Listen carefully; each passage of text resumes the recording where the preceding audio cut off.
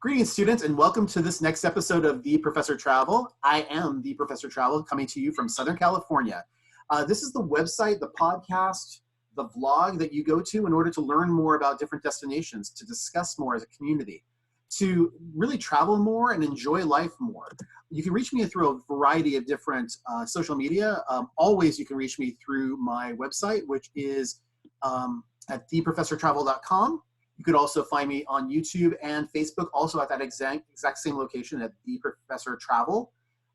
Through Instagram, I can be reached at _professor_travel. On Twitter, I can be reached at theprofessortr1, and at Blogspot, if you're a blogger, you can reach me at theprofessortravel.blogspot.com.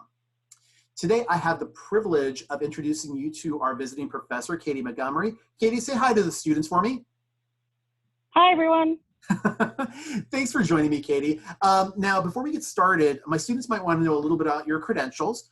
So normally when I'm talking with a visiting professor, they just want to know a little bit maybe about your educational background and maybe some places that you've traveled. Can you give us a little bit of a sneak peek at maybe some of your educational background and some of your travels? Sure. So I live outside New York City, and I am almost 40. That's really scary. But I have an MBA and an undergraduate in chemistry, and I work for a cosmetic company. So I work in the R&D field right now, but I don't actually do any of the experiments. But ever since I was little, I love to travel. And lately, my job has given me the opportunity to travel to a lot of really fun places. So that's been really great. But also, excuse me, one of the things that we always do is during the summer or during the time between Christmas and New Year's, we always try to book one really big, exciting vacation to a place that we've never been before, or to at least a couple locales that we've never been to before. And it's something that I'll look forward to all year, and we do a lot of planning. So it's kind of my favorite thing to do. In fact, I think I met you on a recent excursion that we both took together in August, which was a cruise in Italy, wasn't it? Yes, that was. And it was, and go ahead. was that your yearly excursion with your wife? Yes, that was like our big vacation for the year. We had traveled a little bit in Italy prior to getting on the cruise. So it was really great, and the cruise itself was very relaxing and sounds wonderful right now. Well, yeah, because you guys are dealing with a little bit of cold weather on the East Coast right now, right? Yes, we're in the middle of a big snowstorm. Oh, well, my love to you from Southern California. Now, just so you're aware, the picture I'm using from to show my students what you look like is, I believe, a picture from a museum in Berlin that you had. I love the picture. I don't know much about it, so in the future we're gonna have to learn a little bit more about some of your other travels. Okay? Yeah, of course. That was a couple of years ago, but Berlin's one of my favorite cities. Well, I'm definitely gonna want to go there sometime. I've been to Rostock, which is just on the East Berlin side, but I actually did not go to Berlin when I was over in Germany. But I definitely want to learn more about that. But for the purpose of this vlog and this podcast, we want to learn a little bit more about Monte Carlo. It's a kind of a unique place that not a lot of people I know go to that often. So can you tell me a little bit more about, why you decided to get this trip to Monte Carlo? So as I said, I work in the cosmetic industry, and we, amazingly enough, have a factory in Monte Carlo. So I've been to the Principality of Monaco a couple of times. And each time we always try to tack on at least a day to do some exploring in and around Monaco. But it's been kind of one of the nice perks of my job to be able to go somewhere like Monaco. It's definitely not a country that I think a lot of people put on their bucket list of like, I want to go there. It's also, I think a lot of people don't understand how small it is, and also just how beautiful it is. But when you're there, you think of it as this like very glamorous location from like the James Bond movies or whatever. And then you see these kids walking around and you're like, wow, they actually live in Monaco and are like going to school. So it seems very surreal, but I was there at right around beginning of October this year. So it was still nice, warm and sunny there, while on the East Coast, we were starting to hit fall. Ugh, okay. How long in advance did you need to plan for this trip? Getting to Monte Carlo was relatively straightforward. Even though it's not really part of the EU, it still follows all the same EU travel guidelines. So you could, as long as you booked a flight in advance, I would say all you need is maybe 2 weeks, maybe less. There's no visa requirement there, or for U.S. citizens. You just need a valid passport. The nearest airport, unless you have a lot of money and can take a really nice helicopter there, you fly into Nice, which is on the southern coast of France, and then you can either take an Uber or a taxi into the actual Monaco, the Principality of Monaco. Excellent. Well, that sounds really nice. So let's talk about some pre-vacation information that we wanted to know. So you were going there in October. What kind of stuff did you need to pre-pack for this type of a trip? I would recommend. So Monaco is a really hilly location. It's a big cliff stuck onto a mountain. So having been there before, I would totally recommend packing like really good walking shoes or whatever you normally walk in. I like to walk in flip-flops, which sounds weird, but walking shoes, comfortable clothes for the day. So during the day, it's very casual. People, especially for tourists, everyone's just walking around in like jeans and t-shirts and whatever. At that time of the year, it was a tiny bit rainy, but I was basically wearing like fall clothes, maybe a little bit warmer. So probably what you guys would normally wear in Southern California for a cooler day. And then at night, the restaurants are casual, but on like kind of the more European casual way. So a little bit fancier than what you would see at somewhere in the US. Maybe a sundress or something like that for a woman. I wouldn't necessarily say you would need a jacket anywhere, with the exception if you were to go to the casino, so the world famous Monte Carlo casino. They do have a dress code. So before, if anyone wanted to go there, I would highly recommend going to their website just to check it out to get some additional information, because they are very strict on that. So I would double check that. Perfect.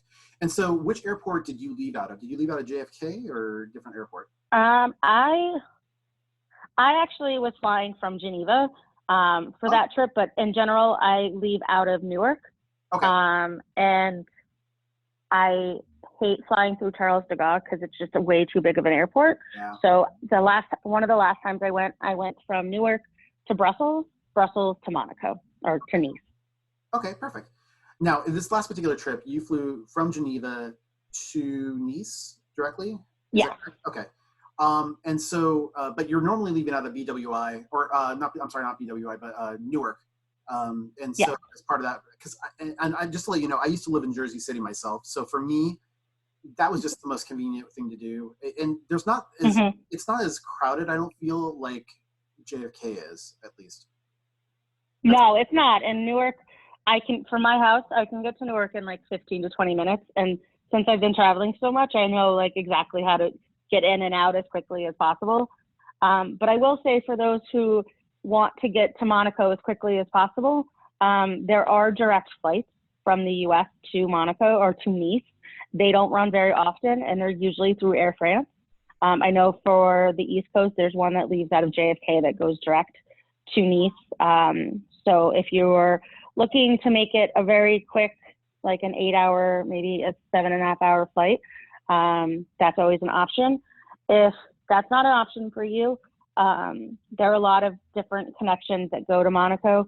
The last time, as I said, I left out of Geneva, I actually took EasyJet. So it was super cheap. I think it was €100 to go from Geneva to Monaco. It's maybe an hour-long flight, so it's super, super easy.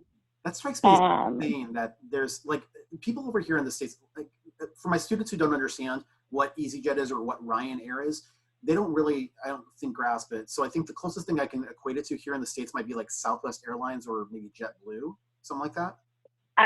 Yeah, it's probably like maybe not as nice as JetBlue, but more like Frontier. Okay. or Southwest or something like that. So they do a lot of very short flights that are not very expensive, but you pay for everything. So if you've ever been on Frontier, you'll pay to check your luggage, you'll pay to board the plane at a certain time. It's the same with EasyJet, but what's nice is that they end up having space at a lot of airports that are at smaller locations. So you can get to those like unique locations without having to spend a ton. Perfect. Okay.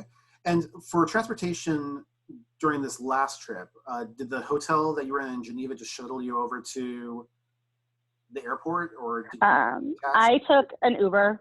I kind of rely on Uber a lot. One of my main reasons for doing so is that I don't speak any other language. So trying to explain to someone where I'm going is sometimes challenging. And so it's a lot easier just to type in the address into my phone and have Uber come. So I took Uber from my hotel in Geneva to the airport in Geneva, which is a super small airport. It takes you very little time to get through security. And then it's about an hour-long trip from Geneva to Nice. Excellent. Just out of curiosity, how long were you in Geneva for? For that trip, I was there from Tuesday to Sunday. Okay. And then how long were you in Monte Carlo for? Until Thursday morning. Okay, cool. So you get on EasyJet, you get to your destination. I assume there's no pre-vacation destinations. It's pretty much just a straight shot there. Is that correct? Yes. Okay, perfect. And again, you're going for business, so I shouldn't say vacations, but when we travel, so I oftentimes refer to it as a vacation just because we're not in the place that we started from. And so no, it makes sense. And there are some perks associated with it. So there are vacation aspects. Absolutely. So what kind of accommodations do you have in Monte Carlo? So we like to stay as close to the office as possible. There's a really great hotel called the Columbus. It's Monte Carlo Columbus, I think. That is not in, so there's like the downtown area of Monte Carlo, which is where the casino is, and very high-end hotels are over there. And then we're on the kind of, I guess it's the south side of that. So there's like a cliff in between us, but you're still in the Monaco Principality. And it's a walking distance to our office, but it also is right next to the ocean. So most of the hotel rooms have this great view of the Mediterranean, a view of this great rose garden that's dedicated to Princess Grace that sits up right outside of the hotel. The rooms are really spacious and beautiful. They're recently redone, and the breakfast is amazing that comes with your room. So. Yeah, in fact, I don't know that we're so used to that here in the States as much as when you're in Europe. They're like over here, we may have like a continental, like whatever, here, have a muffin or whatever on your way out. Yeah. But in Europe, they do it pretty swell. In fact, I remember on that cruise that we went on together, I was in Rome, and the hotel that we were at had this just an amazing spread of pretty much anything you could possibly want, from eggs to like, I can't even remember what it's called. I think it begins with a P. It's like some kind of a little yogurt thing that they put fruit on top of, and it's not a parfait. Oh, the parfaits? No, it's not. Yeah, kind of like that. Yeah, but it's much smaller, and they use like a little tiny spoon in order to get into it. Whatever it is, I'm gonna figure it out later on. But for me, the food in Europe is just spectacular. I've never had a the breakfast. And they have a legit nice breakfast with like homemade croissants and like everything you would expect. And the food in Europe, I keep trying to tell people here in the States, a lot of the food in Europe, especially Italy and in France, there's not a lot of things that are like it here in the U.S. I mean, you're lucky that you live out in New York, so you have a lot of the best food. You have some really good dining options where you're at. I have a lot of good dining options here in Southern California, but honestly, like going to Italy and having food, like it's real Italian food, is an experience. What kind of stuff do they have, like food-wise, in Monte Carlo, I would imagine? So what's actually really cool about the location is that because you're so close to Italy, you get a lot of Italians who are born and bred in Italy, and make like their homemade Italian food in restaurants. And so it's really good Italian food is what we normally have eaten. There are French restaurants and there are a lot of seafood restaurants because you're on the ocean.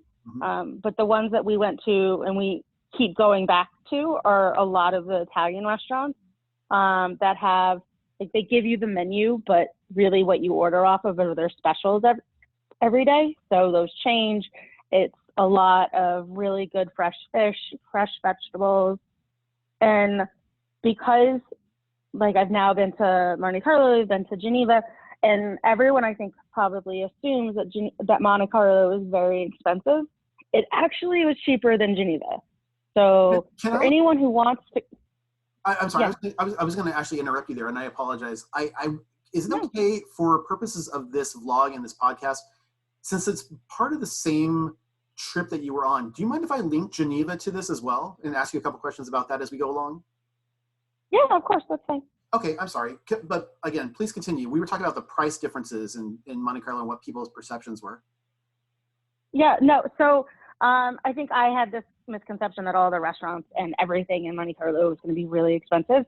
And because of that, the food was either going to be unattainable or whatever. But the food was better, I thought, in Monte Carlo and cheaper by a lot. So don't get too scared off by the fact that it's Monte Carlo. Like, they have things that are edible and that are not super expensive. But at the same time, it's very European. Like, we had a salad for lunch, food was brought into the office. It's not as, I don't know, it's not as over the top as Paris, in my opinion, but I overall thought the food was really good. Perfect. Let me take a step back so at least we could be kind of at the same destination points. So you left from Newark, you went to Geneva, correct? Mm-hmm. Yeah. Okay. And in Geneva, what kind of accommodations did you have there? What was the hotel you were staying at in Geneva?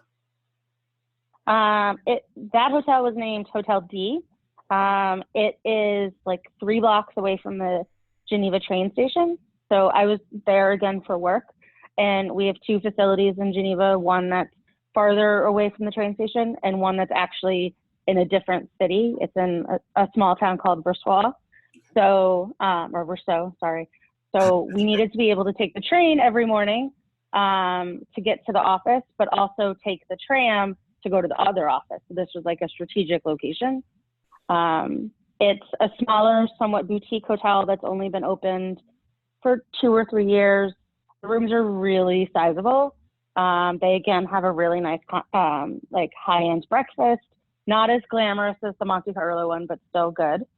And unlike the one in Monaco, there's no bar and they don't really do dinner.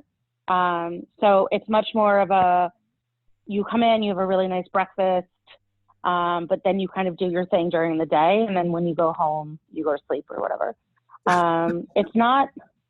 The hotel's relatively inexpensive for Geneva, but as a caveat, it's not really in the greatest neighborhood. The surrounding area to the Geneva train station is what you would expect outside any major train station. That's not usually known as the high-end district.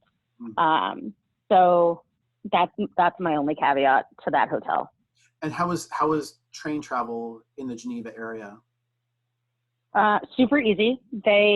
I'm not sure why, but when you stay at any hotel in Geneva, they end up giving you like a free pass for their train station, for their trains, and also for their trams that run constantly. So you have this pass for as long as you're there, and you just hold on to it. You don't actually like go to a ticket machine to get a ticket. You just hold on to this pass, and every once in a while somebody will come and verify that you have a ticket. But it's not every single time. It's not every single day. It's kind of just on an honor system. But the trains run constantly. You can take it to the airport if you wanted to. You could take it to any of the surrounding villages. Most people use them as a way to commute. You'll also see like a ton of kids on them. They're way cleaner than I think what any commuter train that you would see in the US. Like they're all new. They have Wi-Fi. They have places to plug in, nice. to charge things. And in Geneva, at least, most people speak English, or at least like the conductors or people that are working in the train station. So if you ever have questions, there are numerous people who can ask. You can ask. So it's relatively straightforward. The tram system in Geneva is a little bit more complicated. It's almost like a subway system. You just kind of have to get used to it and ask questions. Is it similar to like the PATH train station over in New Jersey and New York? Is it like it's nicer than that. I don't. Or is it more like is it like a light rail system, or how would you describe it? The trams are like a light rail system. Okay. That stop like very often. The train station's a real train station, and it has like shops in it, and you can get breakfast on your way. There was a Starbucks that we went to every day. There's a grocery store. Yeah, it's very. I don't know. Inside the train station? What? Say that again? Did you say there was a grocery store inside the train station? Yeah. Oh, wow. Like there's usually a grocery store like near train stations. I've realized I think a lot of people will commute home and then like go to the grocery store on their way home with dinner or whatever. That makes sense then. I can understand that. Okay, cool. So, all right. So you spend your time in work. Was there any entertainment or things that you would do nightlife wise when you were in Geneva to start with? So Geneva is not known for its nightlife. Just gonna put that out there. What about food as well? So their restaurants are, I'm gonna say, are definitely more expensive. I was staying farther away from Lake Geneva, which is kind of the main draw for Geneva. There's this big lake, and then there's this water fountain thing that spits out of the lake, something like 200 meters in the air. It's what everyone goes to Geneva to see. It's very pretty. It's surrounded by these huge mountains. You see the Alps. It's really pretty. So that's where a lot of the restaurants are, so that you can see that. There's also an old town in Geneva. It's kind of like up on one of the mountains. It's not really a mountain, it's a hill. That's where it looks more like an older European city, with the streets more narrow together. Like all the restaurants are a little bit more small. There are boutique hotels up there. That's where I've walked around before and really kind of liked Geneva. Kids are playing soccer or football in the alleyways. It's much more quaint and nice. When you're in the more modern section of Geneva, that's where you're going to find all the shopping. So a lot of, like, every high-end retailer you could ever imagine is there. There's a huge Burberry store. There's a huge Tiffany's. There's a Petit Philippe store. They have a Petit Philippe museum, which is a high-end watch company. They have chocolate stores everywhere. So if you like chocolate, this is a place to go. Chocolate everywhere. The biggest caveat that I'm going to warn everyone about Geneva is that things close very early there. Most stores close either by 6 or 7 at night, and if not earlier on the weekends. On Thursdays are usually their late night, and that usually means that they close at 8. So I wonder why that is. Restaurants stay open later, bars stay open later, but don't think you're going to go and do like evening shopping, because nothing will be open. Oh, wow. Okay, good to know. Thank you for sharing that. What kind of cuisine do they primarily have over there? So you can get some really great fondue. It's Switzerland, so cheese is everywhere, which is great. They also do a lot of beef. They have lots of cows, i.e. the cheese, and so there's a lot of really good steak restaurants. We went one place where you could, 2 colleagues shared what we like to jokingly say was an entire cow. It was a lot of meat, but it was really good. We also found a lot of Italian restaurants. Again, seems to be an easy thing. But one of the places that we've gone back time and time again is it's like a Persian restaurant. It had Moroccan and Lebanese food. So not really Persian, but nicely spiced, family owned, small, cheaper.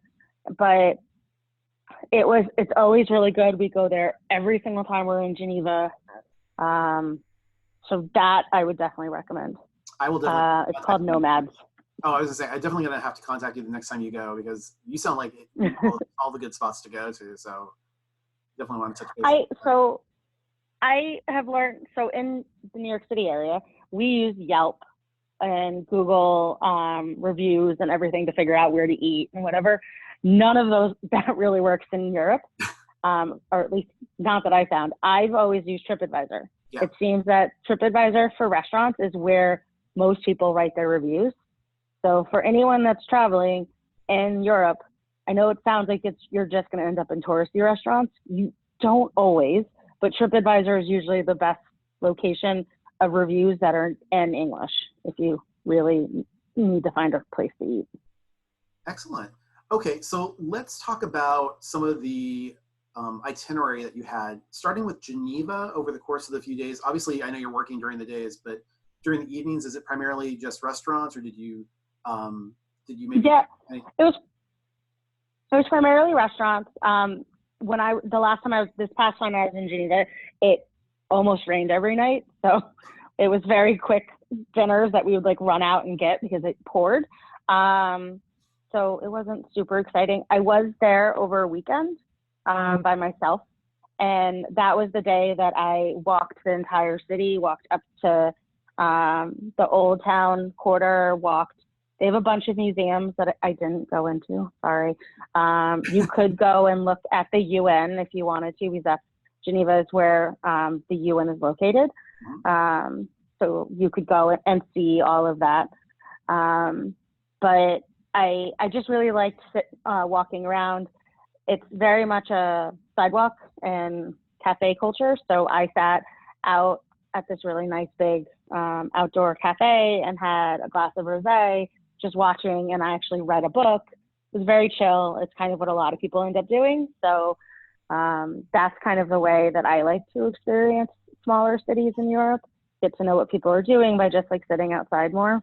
Mm-hmm. And in contrast to how would you say your evenings were in Monte Carlo? So as I said, you're right on the beach. And so it's really, well, there's not really a beach. You're right on a cliff. And so you walk a lot just along the ocean. There's all this great breeze. Because we were there for work, it's not like we went to the casino or did anything like super sparkly exciting, but we did walk, like we took so when you're in Monte Carlo, they don't do Ubers actually in the Principality. You have to get a taxi. So we took a taxi to a different restaurant, and on our way back, we walked kind of far back to the hotel because the people I was with, a lot of them really like Formula One racing. Oh, yeah. And so Monte Carlo is known for the big car race once a year. And as you're walking, you're on the route that the cars go on, and it's super curvy and crazy. So they all thought that was really fun. Nice. Very cool. So over the course of the few days, did you happen to get any museums while you were in Monte Carlo at all? Or was it pretty much just restaurants, bars, and the occasional walking routes? So I went the Sunday that I got there. I checked into the hotel, and then I decided to go for a run. And I ran down to kind of closer to where the casino is. Mm-hmm. They seem to have right by where all the big, like at the, what's it called? Marina, where all the yachts are. They have kind of a big fair set up there. It's now been the third time I've been there that fair's there. I don't know if it's permanently there, but it has like lots of kid rides and lots of booths that you can go in. So I walked around that, but there's a path that you can walk all the way up to the very top of Monte Carlo, and that's where the palace is. So if you ever wanted to see where the real like princess of Monte Carlo lives, that's where she lives now. So you can walk up there and see the guards and walk around their gardens that they have up there that are beautiful. It was a Sunday, so you can actually go into them. I think there is a tour you can go in but I'm not 100% sure. And up there, up where the palace is, there's also an oceanography museum Oh, that has really great reviews. It was closing by the time I got up there, so I didn't get to see it. It's the Jacques Cousteau Museum. oh, nice. So it's supposed to be great, though. It's like an aquarium, and it's literally on a massive cliff overlooking the Mediterranean. Well, that sounds like a lot of wonderful things. It's great that you're able to enjoy those perks of being able to enjoy some of the locations, even though you're there for work. Um, it, that's really great. I'm glad you had an opportunity to do that. And it sounds like you go there actually fairly regularly. Is that correct? It was a lot for the past like 6 months. Yeah. I don't, maybe it will be the same in the coming future, but yeah, I've gotten pretty familiar with it. I know how to get to restaurants without a map now, so that's exciting. Okay. And speaking of travels, so now we're getting ready for returning to the States. Which airline are you taking back to the States? Is it the same one? What was I taking? It was United. So I am very loyal when it comes to points. So I try to stay within the United family of airlines. But the biggest watch out that I would give anyone from a Monte Carlo perspective is, as I said, they don't allow Uber to pick anyone up in Monte Carlo. So you kind of have two options. You can ask your hotel to get you a taxi, and I will fully admit, though that's really simple and fast, and the driver's always really nice, it is super expensive. Yeah. It was more than twice what I paid on the way to Monte Carlo and the Uber, and it was the same exact route. Wow. The other thing that I've heard people do is, because of where the hotel was located, we were literally, I don't know, less than a half a mile from the border of like where Monte Carlo ends. So a lot of people will just take a stroll to that side and then call the Uber. A lot cheaper. Mm-hmm. There's one other option that I failed to add, is that there are helicopters that leave from the Nice airport to Monte Carlo, and I've only done it once, and it's great, and it's about $150 per person, and it takes 8 minutes. The Uber ride can take anywhere between 30 minutes to an hour. They have really, really tiny streets, and so if there are accidents, you can get stuck for hours. Yeah. So the helicopter is always an option. And it doesn't sound. I gotta confess, I thought it would be more expensive than about $150 or $150. No. So there are times when, if you're really in a rush, my company actually will say you're okay to take the helicopter, because it's not significantly more than what you would pay for a taxi. Okay, not bad. All right, and so you're heading back on United. I assume. How was passport control on the way back? So there's no real passport control, because I wasn't going direct to the U.S. So Okay. I was flying from Nice to Frankfurt, I believe. And so it's what for U.S. people, you would be going through passport control and immigration, everything, when you hit when you went to Germany and were heading toward your flight to go to the U.S. So thankfully, unlike the U.S., you can check your luggage all the way through, so you don't have to pick it up again in Frankfurt. You would just go through passport control. I would recommend leaving yourself at least an hour. Sometimes there are long lines, sometimes not. And then you fly home from Frankfurt, and I got into Newark. And it all depends on whether or not you have global entry, or if you have like special status that you can go in like one of the faster lanes. But sometimes Newark can be really fast, and then sometimes it can't. It all depends. I was going to ask, are you a global entry member? I am, and I try to get everyone I know on it. Yeah, I'm the same way. Myself and my husband, we both have it now, and we had a situation a couple of years ago where I had it, but he did not. So it's like, oh, he can't come with me through the global entry line, and so I ended up getting through in 15 minutes. He ends up taking 45 minutes through LAX. It's like, oh, we're not going to deal with that again. So we got him global entry. No, yeah. pretty easy to get. I recommend it to everyone. It's totally worth it. At JFK, I had gotten it down to I could get off of the plane if I wasn't checking luggage through global entry and into an Uber within 15 minutes. Oh my gosh, that's great. Yeah. I was like, I want to go home. All right, so let's talk about the post-vacation and post-business vacation moments and some takeaways. What would be, in your opinion, what are some of the pros of traveling to a place like Geneva or Monte Carlo? Because they're relatively well-known regions that have a lot of tourists, a lot of people speak English. Okay. So if you don't speak French, or if you're not very good at languages, you can still get around without too many problems. The signs are in English, or at least in characters that you can recognize and sometimes figure out. Most of the restaurants will have an English version of the rest of the menu, or somebody within the restaurant will be able to pantomime enough of what the food is to get you where you want to go. The other benefit is in both locations, actually that's not the case, sorry. For Monte Carlo, you're using the euro, so that's pretty straightforward. You can get it very easily. And Geneva, it's Switzerland, which is not technically part of the EU also, and they use the Swiss franc, and that's kind of frustrating, but it's not too difficult. What's the exchange rate on something like that? Do you know what the Swiss franc is around? It's about 1-to-1, if I remember correctly. Everything there is just a little bit more expensive. Okay, that makes sense. I mean, I get it.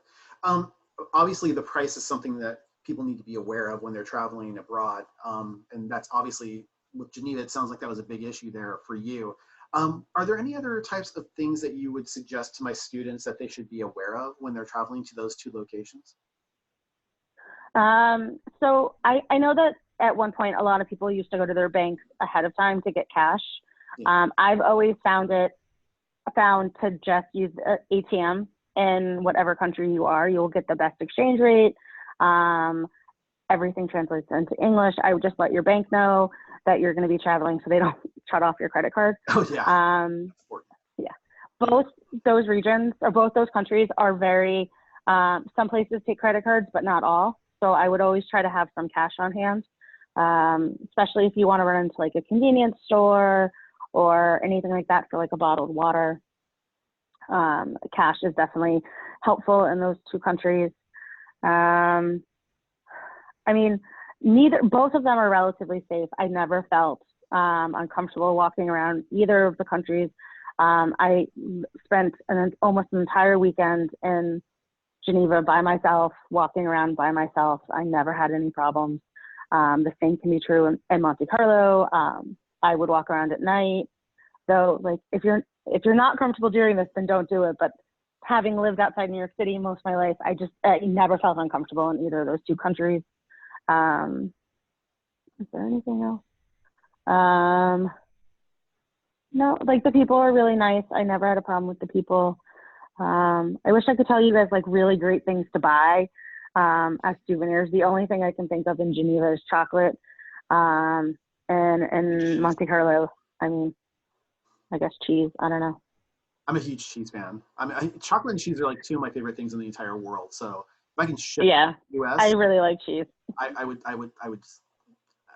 They'd have to take away my credit cards. I'm telling you right now, it would be bad. Well, if you buy it in duty free, you're usually fine, and they have cheese in duty free. So. Oh, that's true. I didn't think about that. Thanks. That's actually a really good. It's a really good option there. And that's actually getting into my last point here, as far as value adds and cost savings and best practices. Do you find that buying through duty free is usually like, because it seems like every time I go to an airport, the duty free is pretty much almost the exact same stuff. It's always the alcohol. It's always the smokes. It's always the maybe a little bit of, gosh, what else? Like, I don't really see a lot of always cosmetics. I see a lot of chocolate. I see a lot of chocolate when I go to places. Yeah. Definitely any type of alcohol you could probably imagine, and the smokes. They have like cigarettes. Yeah, I end up buying in duty free. I try to find things that I can't get in the US. So there might be specific brands that I can't get here, or varietals of alcohol. Like at one point, when I was in Europe this summer, they were all about flavored gin, which was a big thing there, but not as big here. Yeah. So I ended up buying a whole bunch of flavored gin and bringing it home just to try it. So, and it wasn't expensive. So I usually just walk around and do that. I used to be obsessed with buying gummy bears because I think they taste differently from Europe. Yeah. But I've kind of gotten over that now. Kind of, not really. But besides that, I try not to shop a lot in duty free. So. Okay, cool. Well, again, I want to thank you very much for taking the time to speak with us, Katie. I really means the world to me. To my students out there, if you're watching this on YouTube, definitely make sure to hit the bell in order to get notifications when new videos are coming up, or hit the thumbs up in order to give us a like, or you can of course subscribe. I appreciate it. If you're listening to us on the podcast, please by all means give us a good rating. We really like it and we really appreciate it. It gets us definitely a lot more viewership. And so anything you can do to help is greatly appreciated. Again, Katie, I want to thank you very much for your time. To my students, if you have any questions, comments, you can always send me a quick email at scott@theprofessortravel.com. And again, I will get back with you as quickly as I can on every one of those. So until the next time, students, thank you so much and make every day a travel adventure. Bye-bye now.